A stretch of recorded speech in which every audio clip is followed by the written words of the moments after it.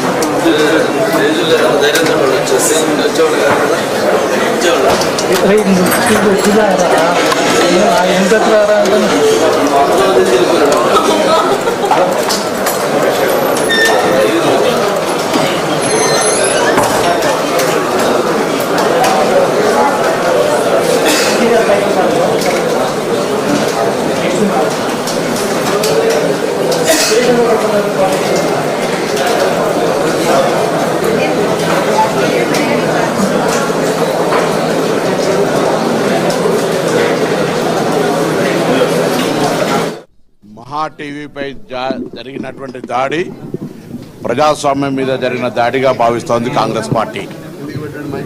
ప్రజాస్వామ్యంలో మీడియా 4వ స్తంభం.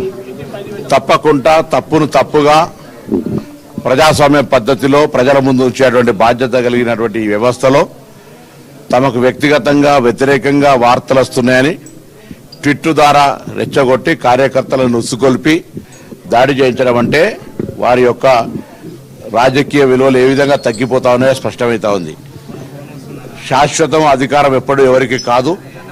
అధికారంలో ఉన్నప్పుడు ఒక రకంగా, అధికారంలో దిగిపోయిన తర్వాత విమర్శలను తట్టుకోలేనటువంటి పరిస్థితుల్లో ఈ విధంగా బరి తెగించి మీడియాపై దాడి చేయడం అంటే వారికి ఉన్నటువంటి విచక్షణ ఏ విధంగా కోల్పోతున్నారో, ఏ విధంగా ఫ్రస్ట్రేషన్ అసహనానికి గురవుతున్నారో అర్థమవుతా ఉంది.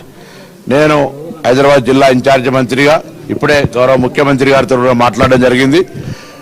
పోలీసు అధికారులకు కూడా కఠినంగా చర్యలు తీసుకోవాలి. ఇది ఎవరు రాజకీయాలకు అతీతంగా ప్రజాస్వామ్యమైనటువంటి మీడియా మీద దాడి చేసే సందర్భంలో కానీ, ప్రభుత్వ ఆస్తులు కానీ లేదా వ్యక్తిగతమైనటువంటి సంస్థల ఆస్తులు కానీ, హైదరాబాద్ నగర బ్రాండ్ ఇమేజ్కు సంబంధించి హైదరాబాద్ సంబంధించినటువంటి ఒక మంచి స్వేచ్ఛ, శాంతి భద్రతల వాతావరణానికి భంగం ఎవరు కల్పించినా కఠిన చర్యలు తీసుకోవాల్సిందే.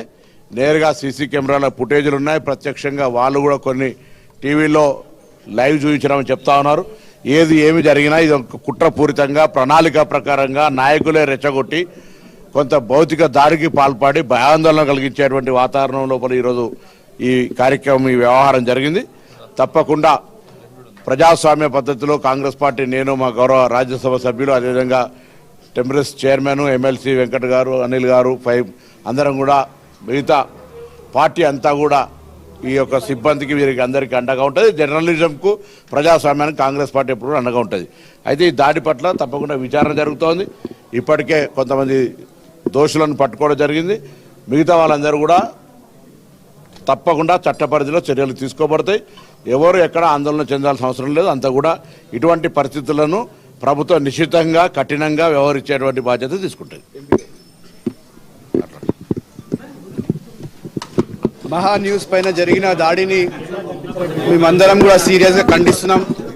ఇప్పుడే పెద్దలు హైదరాబాద్ నగర ఇన్ఛార్జ్ మినిస్టర్ గారు పొన్నం ప్రభాకర్ గారు చెప్పినట్టు ఈ దాడిని నిజంగా కూడా, ఈ దాడి వెనుక ఎవరైతే ఉన్నారో, ఎవరైతే దాడి వెనుక మాస్టర్ మైండ్ ఉన్నారో వాళ్ళని కూడా, వాళ్ళపైన కూడా విచారణ చేయాలని కూడా ఆదేశాలు ఇవ్వడం జరిగింది.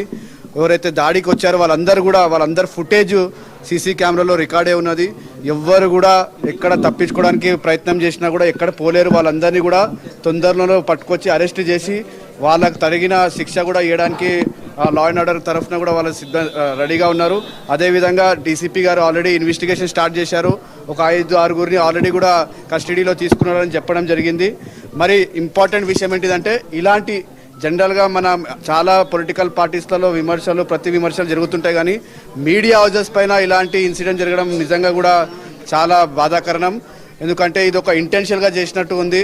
వాళ్ళు ప్లాన్డ్గా వాళ్ళ దగ్గర ఉన్న అంటే రాడ్స్ కావచ్చు, వాళ్ళు ఏదైతే ప్లానింగ్తో వచ్చారో దీనిపైన డీటెయిల్ ఎంక్వైరీ జరుగుతుంది. ఎవరైనా ఎంత పెద్దోళ్ళు దీనిపైన వెనుక ఉన్నారో వాళ్ళని కూడా అరెస్ట్ చేయాలని కూడా మేము డిమాండ్ చేస్తున్నాం.